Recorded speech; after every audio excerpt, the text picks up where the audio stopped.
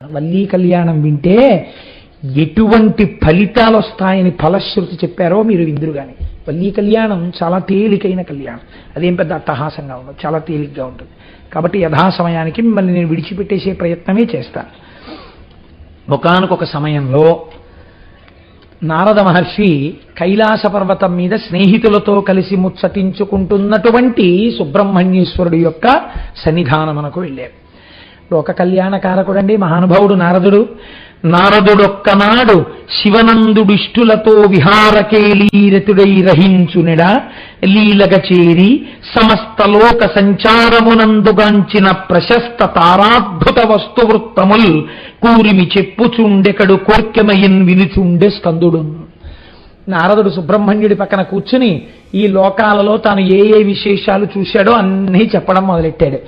చెప్పడం ఒక కళ అండి. లోకంలో మీరు రామాయణంలో విశ్వామిత్రుడి దగ్గర చూస్తారు ఈ కళ. చెప్పేటప్పుడు అవతల వారు అన్ని మరీచిపోయేలా చెప్పగలిగినటువంటి ప్రజ్ఞ ఈశ్వరానుగ్రహంగా రావాలి. అయినా ప్రతిబంధకాన్ని ఈశ్వరుడు కల్పించకపోయినా తానే సెల్ ఫోన్ రూపంలో జేబులో పెట్టుకున్న పాపిని ఎవడు ఉద్ధరించగలడు? ఎవడు ఉద్ధరించలేడు. కనుక చాలాసేపు చెప్పి జటునుడు అంతట చెప్పి వినుము శంభుతనయ విన్నవింతు గంటినొక్క చోట కన్నుల పండువై మనము నలర చేయు మంచి తొడవు. నేను ఈ లోకంలో ఎన్నో క్షేత్రాలు చూశాను, ఎన్నో పుణ్యస్థలాలు చూశాను, ఎన్నింటినో చూసొచ్చాను. కానీ ఏం చెప్పమంటావు సుబ్రహ్మణ్యుడా? నీకు చెప్పవలసిన విషయం ఒకటి ఉందయ్యా అన్నారు. దేనికి వచ్చారు నారదుడు? వల్లీ కళ్యాణం చేయించడానికి వచ్చారు ఆయన. కాబట్టి ఇప్పుడు ఇవన్నీ చెప్పి ఇవన్నీ కాదు, కానీ అసలు నీతో చెప్పవలసిన విషయం ఒకటి ఉందయ్యా అనేటప్పటికీ ఆయన అలర్ట్ అయి వింటారు కదండి. మంచి ఉత్కంఠతో అమ్మో ఏం చెప్పబోతున్నాడో అని విన్నారు. ఒకానొక మహర్షి యొక్క తేజస్సు వలన అయోనిజయై ఒక పిల్ల ఒకతే ఒక అరణ్యమునందు పుట్టి ఉండగా ఒక బిల్లనాయకునికి దొరికింది. బిల్లనాయకుడు అంటే గిరిజనుడు, అరణ్య ప్రాంతములందు వేటాడి జీవించేటటువంటి వారు. అటువంటి వారికి ఆ పిల్ల దొరికింది. ఆ పిల్లని తీసుకొచ్చి ఆయన పెంచుకుంటున్నాడు. ఆ పిల్ల 12 సంవత్సరముల వయస్సు దాటిపోయింది. దాటిపోతే ఇప్పుడు ఆ పిల్లని వాళ్ళ వంశాచారమును బట్టి కోర చేను యొక్క రక్షణకి పంపించాలి. అందుకని ఆయన చేనుని రక్షించడానికి పంపించాడు. ఆ పిల్ల అక్కడ ఒక మంచె కట్టుకుని ఆ మంచె మీద కూర్చుని పాటలు పాడుతూ ఉంటుంది. పిట్టలు ఎగిరిపోవడం కోసమని చేతిలో ఉన్నటువంటి కర్ర తిప్పుతూ పాట పాడుతుంది. ఆ పిల్ల పేరు వల్లి. ఎంత అందంగా ఉంటుందో తెలుసా ఆ పిల్ల? కలికి పరిజనముల పాలి కల్పవల్లి సకల జన మోహనాతను చాపవల్లి ఏ సుకృత శక్తి ధరునకో హృదయవల్లి తన్వి ఆహ్వాయమరయ సౌందర్యవల్లి. ఏం చెప్పమంటావు ఆ వల్లి గురించి? ఆమెని సేవించేటటువంటి వారందరికీ కల్పవల్లి, కల్పవృక్షం. ఆమె యొక్క అందం చేత సాక్షాత్తుగా ఎక్కుపెట్టబడినటువంటి ధనస్సు ఎదుటివారి మనస్సుని దోచుకుంటుంది. అటువంటి ఏ సుకృత శక్తి ధరునకో, ఎవడు మహానుభావుడు గొప్ప తపస్సు చేస్తున్నాడో అటువంటి భార్య రావాలని, అటువంటి వాడికి కాపోతున్నటువంటి హృదయవల్లి, అటువంటి అమ్మాయి సౌందర్యవల్లి. ఆ అమ్మాయే రాశీభూతమైనటువంటి సౌందర్యం. కమలము కమలము శిశిబింబము శిశిబింబమే అరయ సమతు వచ్చునుకో కమనీయ కోమలంబగు రమణీమణి మోమతోన రాతి విఘాతి. చంద్రబింబాన్ని చూపించి వెండి కంచం ఇలా ఉంటుందని చెప్పాం అనుకోండి, అసహ్యంగా ఉంటుంది. ఎలా కుదురుతుంది? చంద్రబింబంతో పోలిక వేరొకటి ఉండదు. మీరు చూడండి, ఇది ఆ చంద్రబింబం ఇలా ఉంటుందండి అని మీరు ఎంత వర్ణించి చెప్తే చంద్రబింబం యొక్క శోభకు అర్థం అవుతుంది.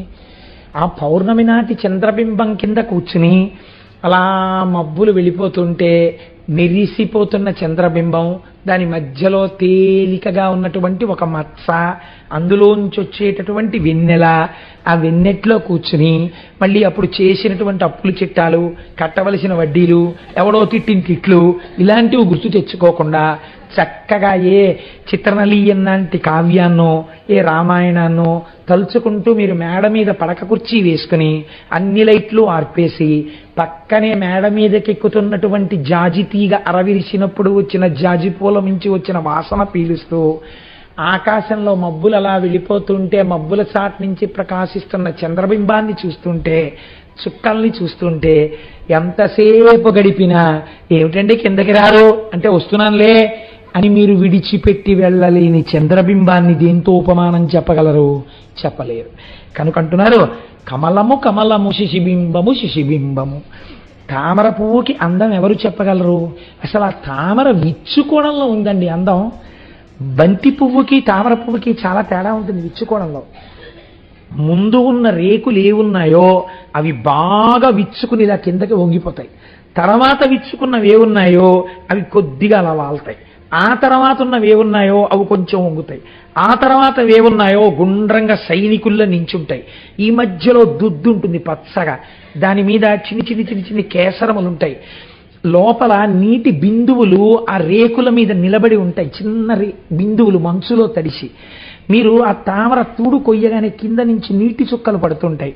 రెండు చేతుల్లోకి అరవిరిసిన తామర పువ్వుని ఇలా పట్టుకుంటే అందులోంచి పద్మ సుగంధ మారుతి అన్నట్టుగా ఆ చల్లటి వాయువు మీకు తగులుతుంటుంది. ఏ పువ్వుకి ఉండని విధంగా మీరు ఇలా ముఖం దగ్గరకు పెడితే చల్లగా ఉంటుంది తామర పువ్వులోంచి వచ్చేటటువంటి గాలి. ఆ దుద్దు, ఆ అందం, ఆ చుట్టూ ఉన్నటువంటి ఆ రేకులు, వాటిని చూస్తుంటే పద్మమో పద్మమే, దీని అందం దేనికి వస్తుంది అనిపిస్తుంది. అందుకే కదా ఎక్కడ పోల్చినా అమ్మవారిని ఈ పద్మంతో పోలుస్తారు అనిపిస్తుంది.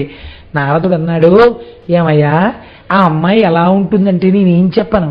చంద్రుడి గురించి చెప్పాలంటే చంద్రుణ్ణి చూడాలి, పద్మం గురించి తెలుసుకోవాలంటే పద్మాన్ని అలా పద్మ సౌందర్యాన్ని అనుభవించిన వాడై ఉండాలి. అంతేకాని తామర పువ్వుని ముట్టుకోవడంలో మనిషి యొక్క సంస్కారం తెలిసిపోతుందండి. రేకులు పట్టుకుని తామర పువ్వు ఇలా లాగాడనుకోండి, ప్రపంచంలోకెల్లా అసహ్యమైన పూజ, ఈశ్వరుడు నిరసించే పూజ, మనం చూడకూడని పూజ, ఒకరు చెయ్యకూడని పూజ ఏమిటో తెలుసా అండి? పువ్వుని చేతిలో పట్టుకుని రెక్కలు లాగేయడం. నేను చాలా దేవాలయాల్లో చూస్తుంటాను. నీకెవడు చెప్పాడు అలా రెక్కలు విప్పి పూజ చేయమని?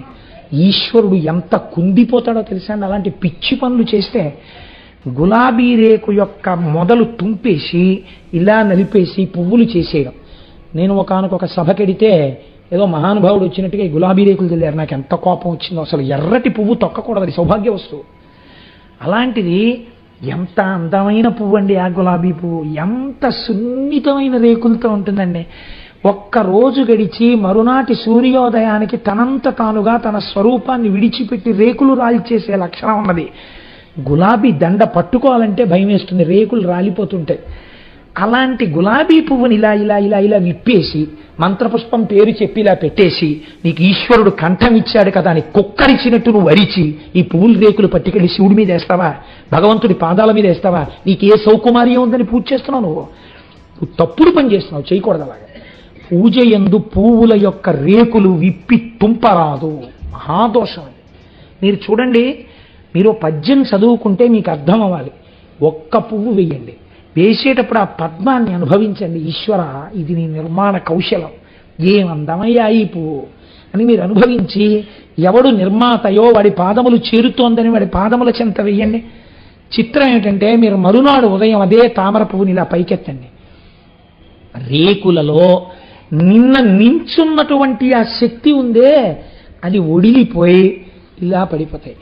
చిత్రం ఏంటంటే, మందార పువ్వు ఒకటి, తామర పువ్వు ఒకటి మీరు మూర్తికి బాగా దగ్గరగా పెడితే ఈ పడిపోతున్న రేకులు ఏ మూర్తి మీద పడ్డాయో ఆ మూర్తి మీద తెరపడినట్టుగా పడి గట్టిగా పట్టేసుకుంటాయి. మరి నిజంగా ప్రాణోత్క్రమణ వేళ పరమేశ్వరుడి మీద దోమతెరగా పడిపోయి ఇన్ని జన్మలకి దొరికిన పాదాలు విడిచిపెట్టగలవా అని గట్టిగా పట్టేసుకుంటాయో. మీరు తెలియక తామర పువ్వుని కానీ మందార పువ్వుని కానీ తీసేశారనుకోండి, అవి మూర్తులు కూడా పట్టుకొచ్చేస్తాయి. నాకనిపిస్తుంది, ఇంత కోమలమైన హృదయమున్న పువ్వుతో పాటు ఈశ్వరుడే కదిలిపోతున్నాడేమో అనిపిస్తుంది. ఎవరికి కావాలరా నీ దిక్కుమాలిన పూజ? ఇలా నువ్వు కోమల హృదయంతో ఎప్పుడైనా ఒక్క నిమిషం చేసావా? ఆ పువ్వు చూడు, ఇందుకురా నీ ఇంట్లో దాంతో వెళ్ళిపోతున్నాడేమో భగవంతుడని తల ఉంచి వెంటనే క్షమార్పణ. నాకు అందుకే మందార పువ్వు కానీ తామర పువ్వు కానీ భగవన్మూర్తికి దగ్గరగా పూజ చేయాలంటే చాలా భయం. అవి ఈశ్వరుణ్ణి హత్యేసుకుంటాయండి, కౌగిలించేసుకుంటాయి. కాబట్టి ఎంత గొప్ప మాట చెప్తున్నాడు. చంద్రుడు చంద్రుడే, పద్మము పద్మమే, వల్లి వల్లే, అంత అందగత్తి.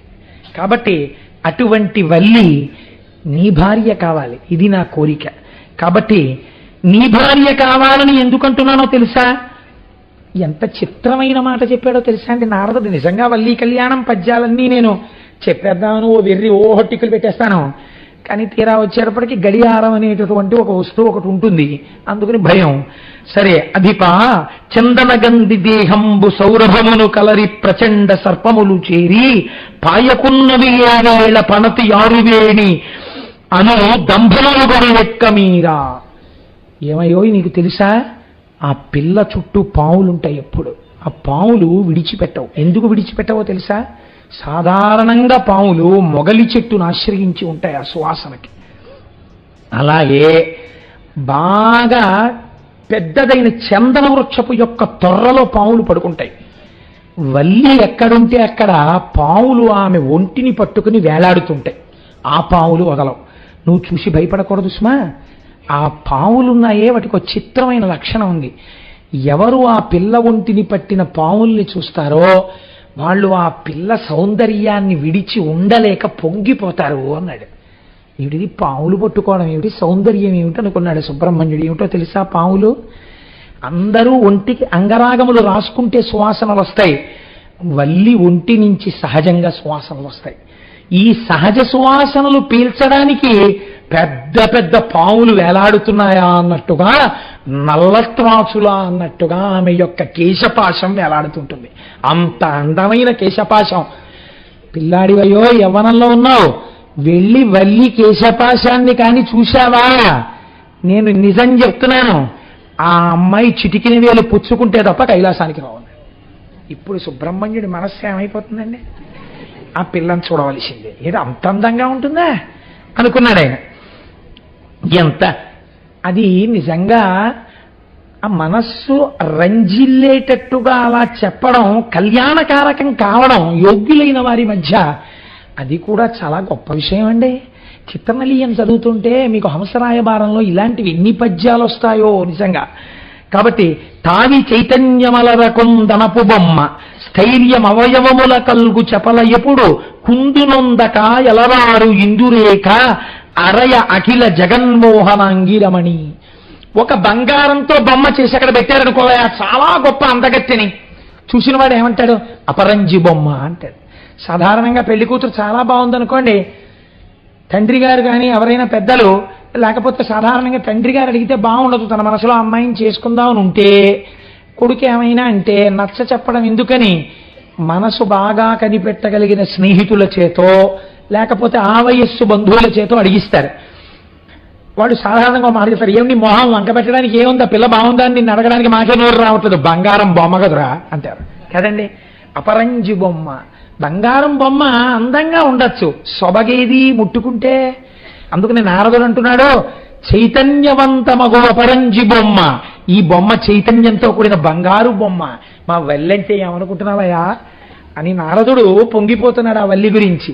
అటువంటి వల్లి ఆ వల్లి. కాబట్టి ఒక్కసారి వెళ్ళి చూడు, ఆ వల్లి అంటే ఏమిటో నీకు తెలుస్తుంది. కేవలము బాహ్య సౌందర్యం అనుకుంటున్నావా? అంతః సౌందర్యం అటువంటిది.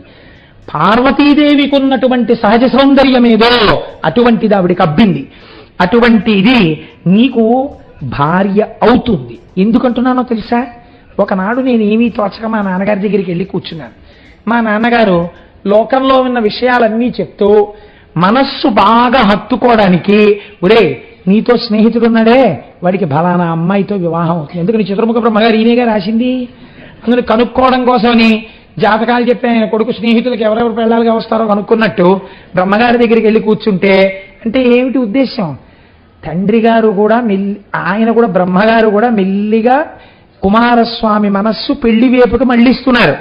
ఒరే బాబు నీ స్నేహితుల్లో ఫలానా వాడికి ఫలానా వారి అమ్మాయి పెళ్లి అవుతుంది, ఫలానా వారి అబ్బాయికి ఫలానా అమ్మాయి పెళ్లి అవుతుంది అని అన్నీ చెప్పారు. చెప్పినప్పుడు నాతో ఏం చెప్పాడో తెలుసా కుమారా? నారదుడు చెప్తున్నాడు, నారదుడికి చెప్పారనమాట అండి. అందుకని నారదుడు ఇప్పుడు అది వచ్చి సుబ్రహ్మణ్యుడికి చెప్తున్నాడు. మహానుభావుడు అందానికి మారుపేరైన వాడు ఉన్నాడే, జగదంబ అందాలు తన అందాలుగా పుట్టినవాడు. శంకరాచార్యుల వారు అయితే అన్నారు, చంద్రుడికైతే మత్స ఉంది, మత్సలేని చందమామలు 1,000,000 మంది వస్తే సుబ్రహ్మణ్యుడు అన్నారు. అంత అందగాడే. అందగాడైనటువంటి ఆ సుబ్రహ్మణ్యుడికి భార్యగా ఎవరవుతారో తెలుసా?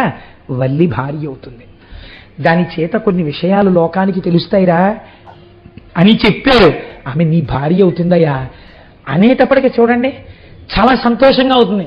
ఈయన మనస్సు వినగానే ఏదో చేసుకుందాం అనుకున్నాడు అనుకోండి, నీకు భార్య బహుశా ఇటు దక్షిణం వైపు నుంచి వస్తుందయా, ఓ పల్లెటూరు నుంచి వస్తుందయా, పిల్ల చాలా తెల్లగా ఉంటుందయా అని ఏవో కొన్ని లక్షణాలు చెప్తున్నారు అనుకోండి. అవన్నీ తన మనసులో అనుకుంటున్న పిల్లవే అనుకోండి. మనకు ఆ అమ్మాయితో పెళ్లి అయిపోతుంది అనుకున్న పెళ్లి కొడుకు ఎంత ఆనందపడిపోతాడో అలా సుబ్రహ్మణ్యుడు ఆనందపడిపోయాడు.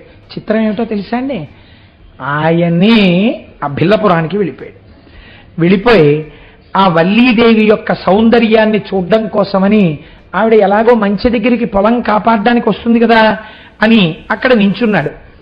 ఆయన వెళ్ళి నించునే సమయానికి ముందే నారదుడు వల్లీదేవి ఉన్నటువంటి ప్రాంతానికి వెళ్ళాడు. నారదుడు వచ్చాడని తెలియగానే మహానుభావుడు ఆటవికుడైన ఆ రాజు ఎదురొచ్చాడు.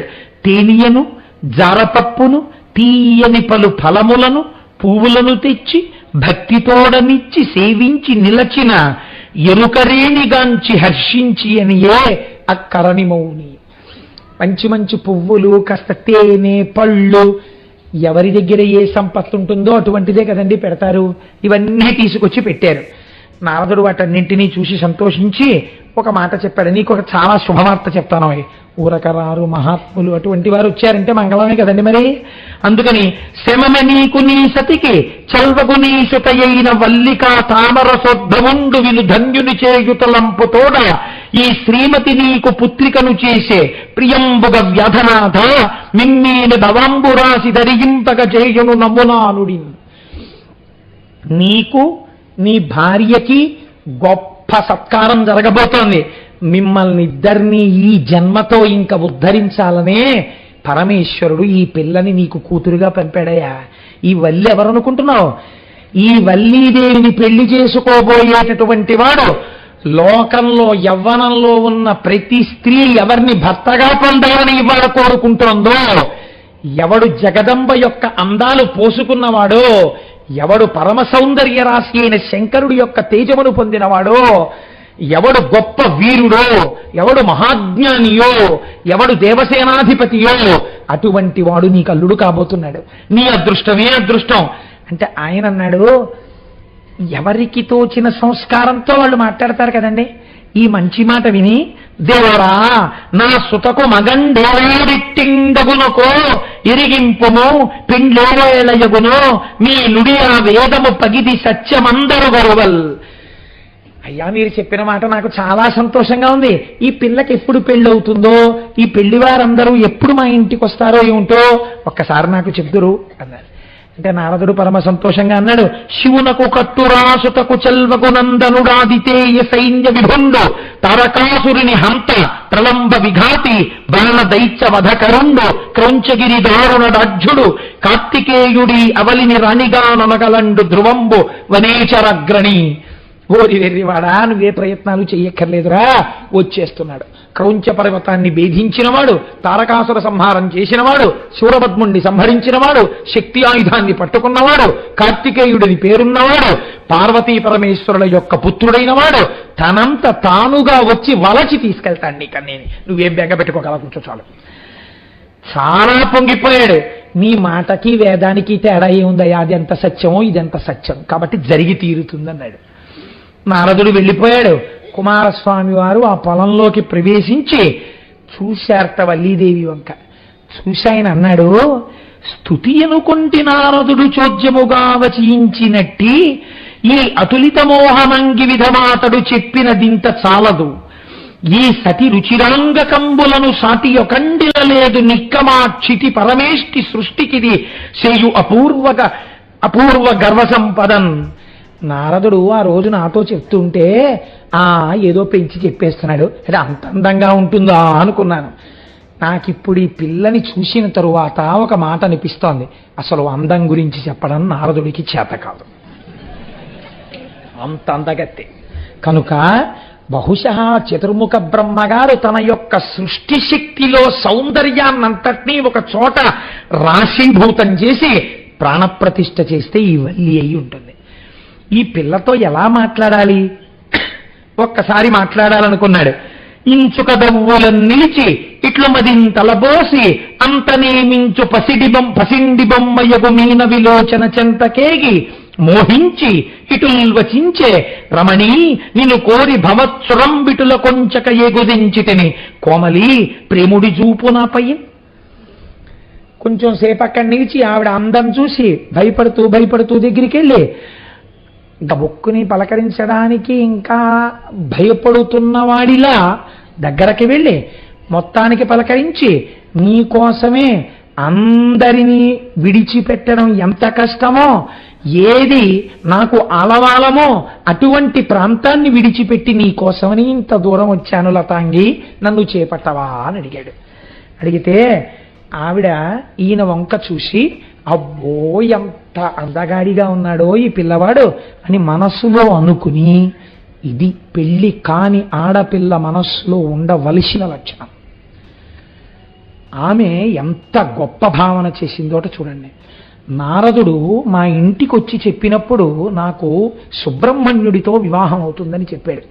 ఈ పిల్లవాడు చాలా అందగాడు కావచ్చు, నా మనసు దోచుకుంటున్నవాడు కావచ్చు, కానీ నా మనస్సు యందు అటువంటి పాపపంకిలమైన భావన కలుగరాదు. ఎందుచేత ఆయనకి నేను చెందిన దానను బ్రహ్మగారు రాశారని చెప్పాడు కాబట్టి నేను అన్య పురుషుని యందు ఈ భావన పెంచుకోరాదని నారదముని చెప్పిన సొంపారయని తరుణ పురుషుడనందొప్పెడు మేల్ కూరిమినా మదికీతనిపై రల్జిల్లెడు ఇతండె భర్గుసుతుడకో. ఒకవేళ నిజంగా నారదుడు చెప్పినట్టుగా ఇతడే కాని ఆ పార్వతీ పరమేశ్వరుల యొక్క కుమారుడయ్యుంటే నా రొట్టె విరిగి నీతిలో పడినట్టు కదా అనుకుని ఆయన అడిగిన మాటకి జవాబు చెప్పింది. ఎంత మర్యాదగా మాట్లాడిందో చూడండి. సరే రండి అయితే ఇద్దరం చిలకా గోరింకల్లా ఎగిరిపోదాం అనలేదు ఆవిడ. కన్యను తల్లిదండ్రులు కలరు బిల్ల దంపతులు నాకు, అదిగాక తరుణ రాజభూషణ కుమారుడు ఆత్మ విభజన కోరి అర్పణము చేసి తిని హృదయంబు తనకు. నేను తల్లిదండ్రులకు కుమార్తెని, ఇంట్లో పెద్దవాళ్ళు ఉన్నారు, ఎక్కడ పడితే అక్కడ ఇలా నువ్వు వచ్చి మాట్లాడచ్చా? ఆటవిక కన్యలా ఉంది, ఎంత సంస్కారంతో మాట్లాడుతుందో చూడండి. ఇలా అడగచ్చా? మా తల్లిదండ్రులను అడగాలి. అయినా నీకు ఒక మాట చెప్పనా? చంద్రరేఖలు శిరస్సున అలంకారముగా ధరించేటటువంటి పార్వతీ పరమేశ్వరుల యొక్క కుమారుడైనటువంటి కుమారస్వామి నాకు భర్త అవుతాడని నారదుడు చెప్పాడు. ఇంచేత నా మనస్సాయనికి అర్పింపబడింది అని చెప్పింది. చెప్పగానే మహానుభావుడు ఒక్కసారి తన నిజ రూపాన్ని చూపించేట. ఆయన నిజ రూపం అంటే ఏమిటో మీరు ఎక్కడ వెతికినా సరిగ్గా దొరకదండి. నేను చెప్పానే శంకర భగవత్పాదులు సుబ్రహ్మణ్య భుజంగం చేశారని, అందులో ఆయన పిలిచినప్పుడు సుబ్రహ్మణ్యేశ్వర స్వామి వారిని చూశారు. ఆయన చూసినప్పుడు నడుం కనపడింది ఆయనకి. నడుం ఒక్కదాన్ని వర్ణించారండి. ఎంత గొప్ప వర్ణనం! సుబ్రహ్మణ్య భుజంగం గురించి మీరు బెంగపెట్టుకోకండి, అది ముద్రణ అయిపోతోంది. మీ అందరికీ తొందరలో తప్పులు లేకుండా సుబ్రహ్మణ్య భుజంగ స్తోత్రాన్ని ఇచ్చి ఒకనాడు మీ అందరితో నా సుబ్రహ్మణ్య భుజంగ చదివిస్తాను. ఈ ఉపన్యాసాలు అయిపోయే లోపల మీరు రోజు చదువుకోవచ్చు. అందులో శంకరులు అంటారు, లసత్సర్ణ గేహే నృణాంకామ దోహే సుమస్తోమ సంచన్న మాణిక్య మంచే సముద్యత్ సహస్రార్కతుల్య ప్రకాశం సదా భావయే కార్తికేయం సురేశం సువర్ణాంబ దివ్యాంబరైర్భాసమానాం పనత్కింకిణీమే కళాశోభమానాం లసద్దేవ పట్టేన విద్యోతమానాం కటిం భావయే స్కందతే దీప్యమానాం. ఆయనకి కనపడినప్పుడు పట్టుపుట్టం కట్టుకుని దాని మీద మళ్ళీ ఒక వస్త్రం కట్టుకుని ఆ వస్త్రం మీద బంగారు వడ్డాణం పెట్టుకుని బాలసుబ్రహ్మణ్యుడు కనపడ్డాడు. ఆయన పట్టుబట్టలోంచి ఆ పెట్టుకున్న వడ్డాణంలోంచి వస్తున్నటువంటి కాంతులు శంకరాచార్యుల వారు అనుభవించి మూర్తి దర్శనం కాదండి, ఆ బట్టల యొక్క కాంతిని అనుభవించారు. ఆయన ఒక గదిలో కూర్చునుంటే మణిపర్యంకం మీద చుట్టూ పెట్టిన పువ్వులలోంచి వస్తున్నటువంటి వాసన శంకరాచార్యుల వారు ఆఘ్రానించారు. అది శంకరుల యొక్క భావన బలిని అనుభవించి స్తోత్రం చేశారు. ఆయన అటువంటి సుబ్రహ్మణ్యుడు కట్టెదుట ఆ పిల్ల ముందు సాక్షాత్కరించాడు. నువ్వు మనస్సులో ఎవరిని కోరుకున్నావో ఆ సుబ్రహ్మణ్యుడను నేనే అని ఎదురుగుండా నిలబడేసరికి ఆ తల్లి పొంగిపోయింది. ఒక్క మాట ఇలా మాట్లాడబోయిందిట. ఆశ్చర్యం ఏమిటంటే తండ్రి గారు వచ్చారు.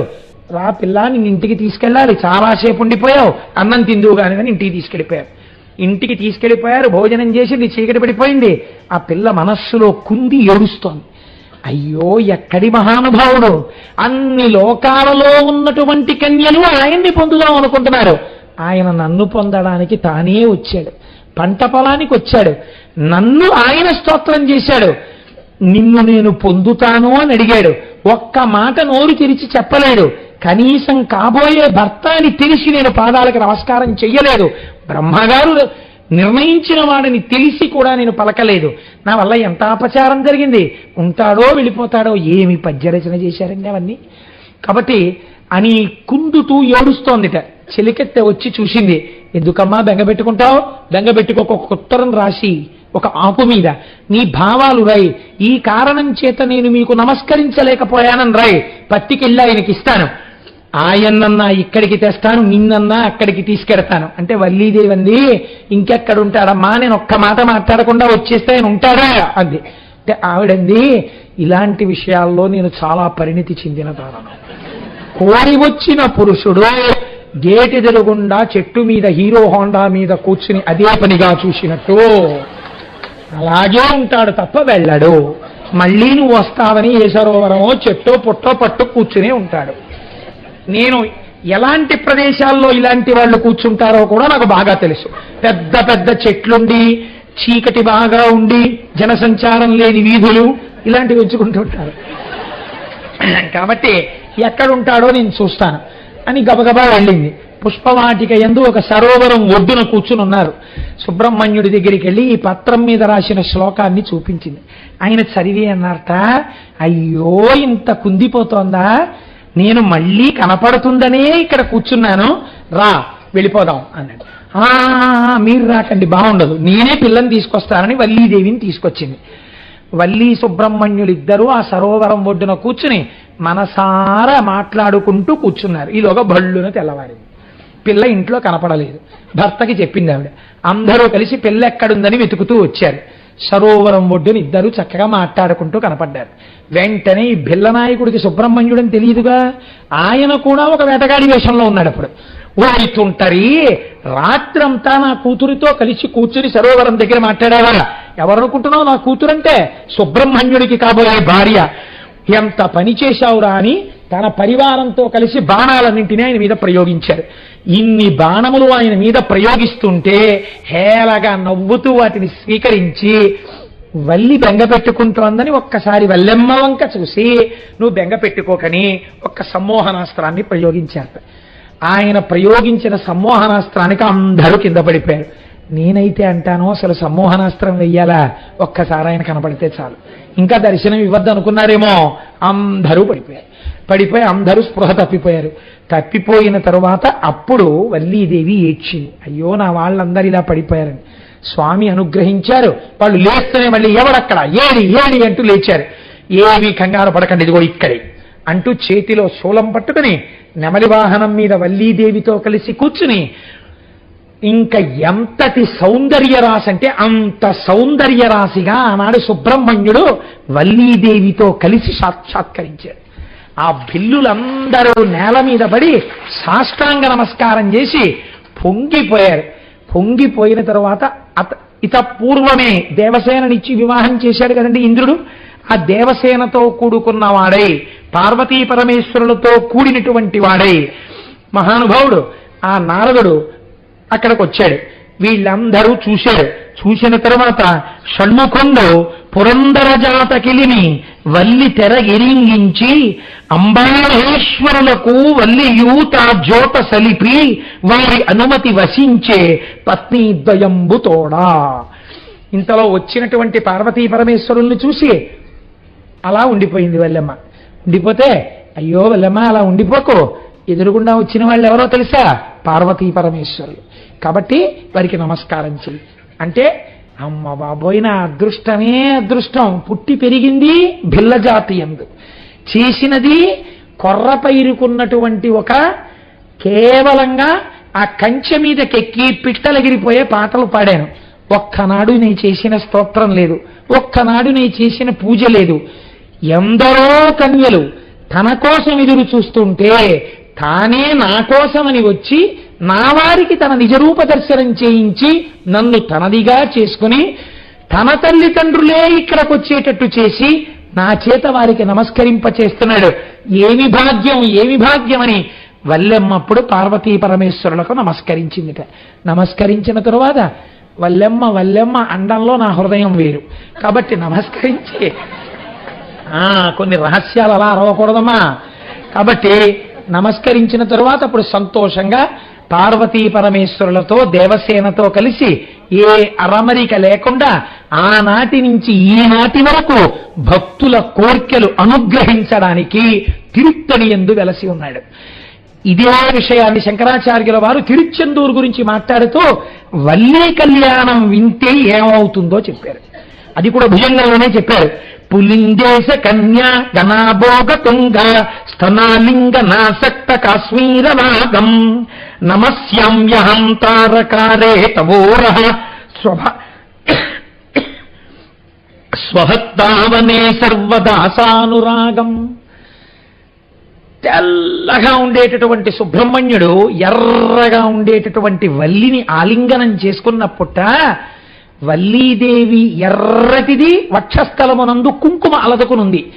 ఈ ఎర్రని కుంకుమ ఎర్రటి వక్షస్థలం మించి భర్త హత్తుకున్నప్పుడు బుగ్గలలో పుట్టినటువంటి అనురాగ కాంతులతో కలిసి ఒక కొత్త ఎర్రటి కాంతి, చిక్కటి కాంతి పుట్టి ఈ కాంతి సుబ్రహ్మణ్యుడి యొక్క గుండెల మీద పరుచుకుని తెల్లటి సుబ్రహ్మణ్యుడి గుండెలు ఎర్రగా మారితే ఇంతటి ఎరుపు ఎంతటి అమాయకులనైనా తనవారిగా తానే వచ్చి చేసుకోగలిగిన దయాద్రహృదయుడైన సుబ్రహ్మణ్యుడిని ఆ వల్లిని ఆలింగనము చేసుకున్న సుబ్రహ్మణ్య స్వరూపమునందు ఆయన వక్షస్థలమునందు మెరిసిన కాంతులు మాకు చెప్తున్నాయి.